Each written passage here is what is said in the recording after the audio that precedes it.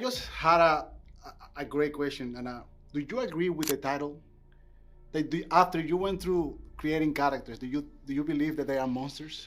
I think the show is asking a question. I don't necessarily think it's saying the brothers are the monsters.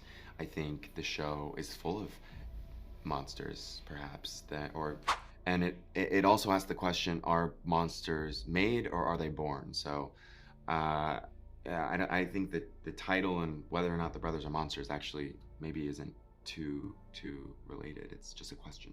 Yeah, I think that the aim of the show is to put that back onto the audience and allow the audience to make their decision about who they perceive the monster to be. That's why we present the story from so many different perspectives. You both are great in the show. Thank you. I promise you. And I grew up in the 90s.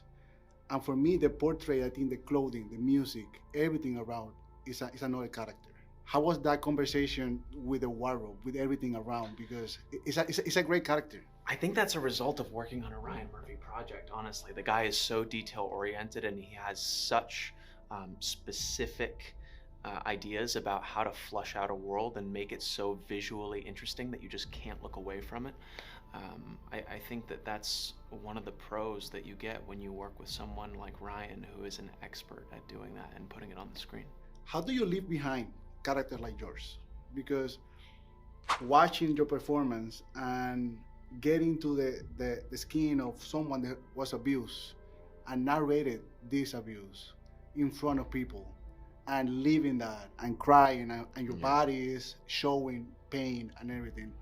How do you leave a character like that? It's very difficult. Like, I remember the second to last day of shooting, we were doing some scene on the beach or something and ended up getting cut, but we got back to the stages and I knew that was my last time at the stages, and I just did a walk around the lot and I cried and just had said my goodbyes, and it was very difficult. You know, you live with a person for 6 months and you learn from them, and in a way you fall in love with them, and yes, it's difficult, but I feel good now getting to talk about it and watching it is so rewarding, and yeah. That's the job, letting it go. And sometimes it takes a while to notice how the art has worked on you throughout your process of you working on it.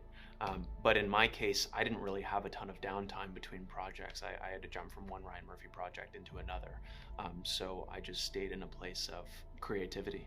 How does it feels now that the show is out and you're watching yourself in the screen? It feels like when you were shooting, you had an idea how people want to perceive the show, versus now you're watching the show, seeing yourself into a character. Yeah, I'm really proud of it. I feel really good about the work, and I've been thrilled to see what the responses are, good and bad. You know, I think the controversy we all knew was going to happen. So it's been really exciting. I'm so thrilled and I'm so proud to be a part of it. How do you feel? Because now, before in the 90s, we had TV, only TV, but now we have these streaming services. This show is being watched in 190 countries that Netflix it is. How does it feel, like being exposed, your art, your performance being exposed to so many people? I think it's impossible to wrap your head around the magnitude of it. You know, 190 countries is an insane thing. I sort of like just shut the numbers out. I'm sort of just like, you know what? I did the thing. My family got to watch it. I got to watch it and see it. And like, really, that's the win for me. I mean, it's amazing that it's reaching so many people, and I'm so happy about that. But yeah, I'm just like, okay. It's a lot of people. 190. Thank you so much. Yeah, congratulations. thank you so I don't much. know how you guys did it, but it was amazing. Thank you.